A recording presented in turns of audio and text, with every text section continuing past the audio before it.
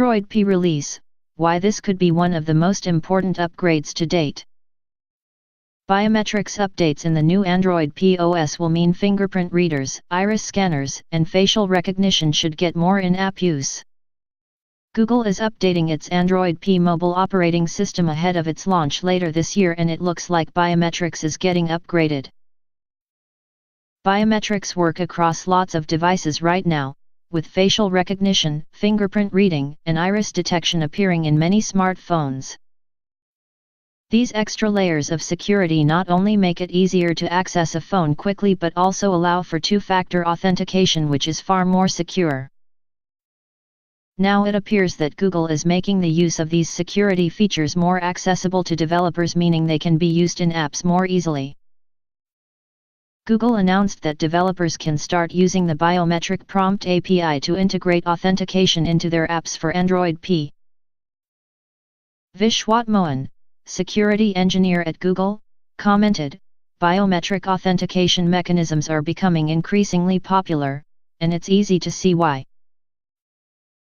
They're faster than typing a password, easier than carrying around a separate security key, and they prevent one of the most common pitfalls of knowledge factor-based authentication, the risk of shoulder surfing."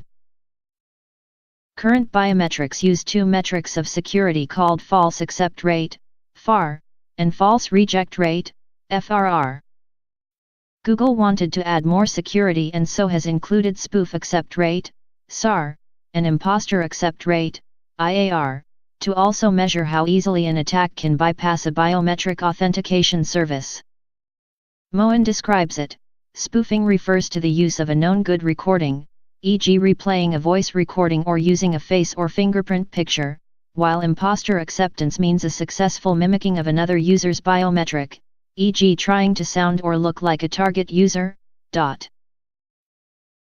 The idea is for Google not only to strengthen biometric security but also to make it more easily accessible to everyone. In more technical detail, Mohan points out, BiometricPrompt only exposes strong modalities, so developers can be assured of a consistent level of security across all devices their application runs on. A support library is also provided for devices running Android O and earlier, allowing applications to utilize the advantages of this API across more devices. Since the new API is available to developers, we may see apps using biometrics a lot more when Android P launches around October, when Google should unveil the Pixel 3 and Pixel 3 XL running the new OS.